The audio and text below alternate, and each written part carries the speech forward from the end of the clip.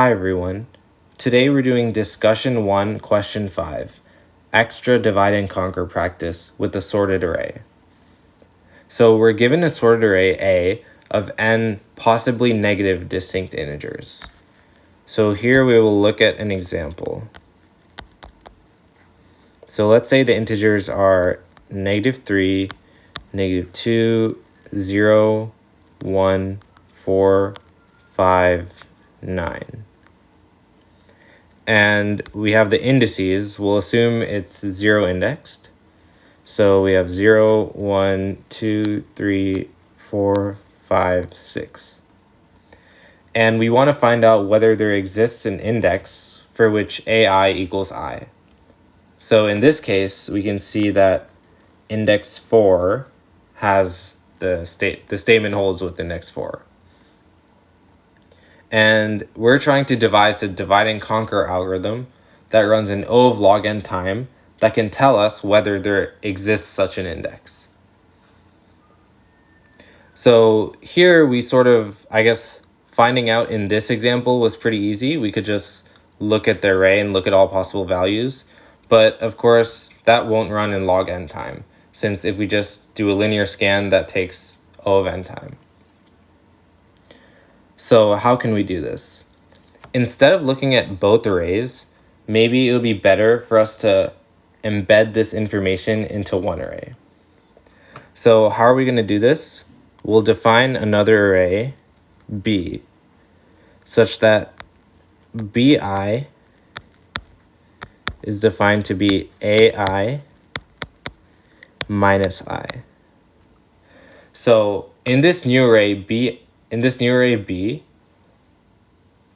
there exists an index for which AI equals I only when there exists a 0 in the array B. Why is this true? Well, if AI minus I equals 0, this means that AI equals I. And this, of course, is defined to be BI.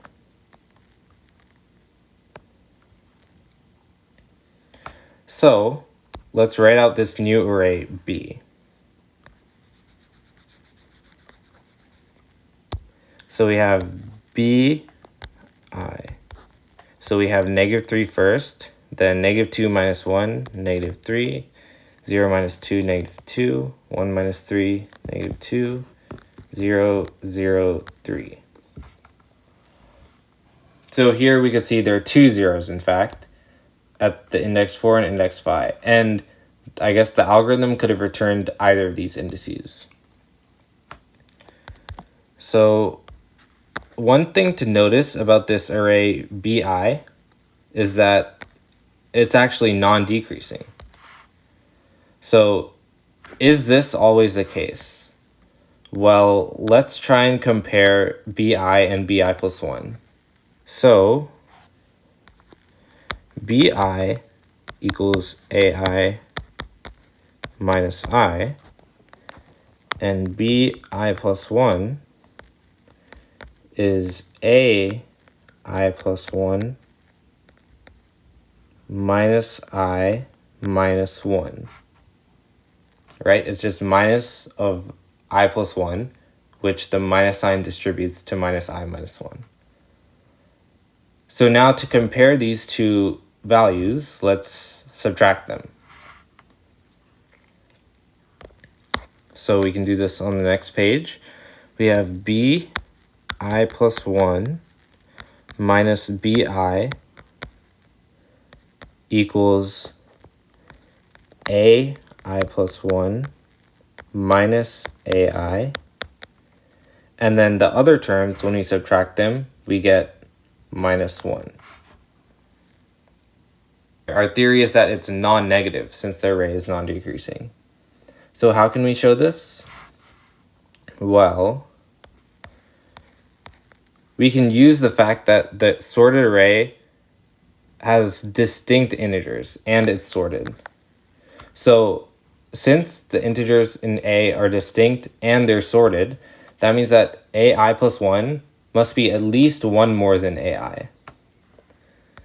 So from the information, we have that AI plus 1 is greater than or equal to AI plus 1. So this means that BI plus 1 minus BI is at least 0. So now we have just shown that the array B is non-decreasing. So how can we use this? Well, now we've reduced the problem to finding whether or not there exists a number 0 in a non-decreasing array. So we can do this with something called binary search. So let's just rewrite the array out here. What was it? -3, -3, -2, -2, 0, 0, 3. So binary search is in fact a divide and conquer algorithm. How it works is we choose an index, we choose some random index in the middle. So since we're looking for the number 0, if this is 0, then we found the corresponding index. If it's less than 0, then we know that the index must exist on the right half of this array. And so we can call this maybe like R for right half. And if this number is greater than 0, then we know the number exists on the left half of this array. Right? Because if it's greater than 0 and the array is non-decreasing, that means that the only way 0 can occur is if it's less than that number. So this is basically a divide and conquer algorithm. We have two different subproblems of a smaller size. And if we keep recurring this, then the size of the arrays will eventually become smaller and smaller, and we can have a base case of 1. Where the size is 1, we only have to check that number in the array. So now, to write this more formally, we can start out by having two indices. L equals 0, R equals n, where n is the size of the array. So we can start out by having this mid index, and mid will represent what our guess is. So mid starts out to be L plus R over 2. So L and R represent what the bounds of our current subarray is. So here, the index can be anywhere in the whole subarray. So that's why L is at 0 and R is at the very end, n. So if B mid equals 0, well then we found our index.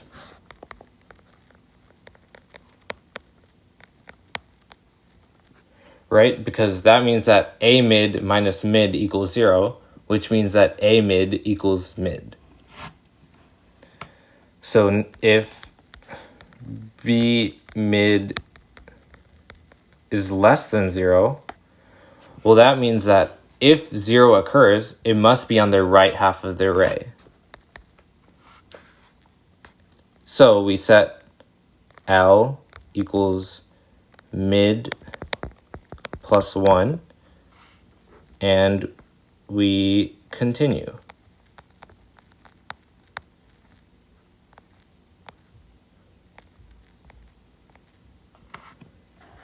And if B mid is greater than 0, well that means that if 0 occurs, it must be on the left half of the array because it's non-decreasing.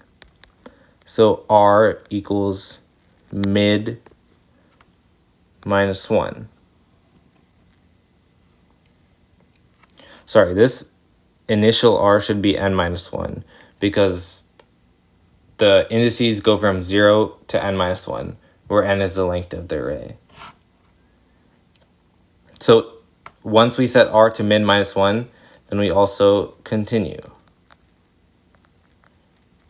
And by continue, I mean this whole thing is sort of in a while loop where we stop when the L and R are one apart or right on top of each other.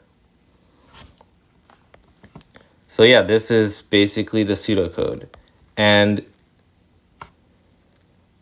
to analyze the runtime, well, we can use the master theorem.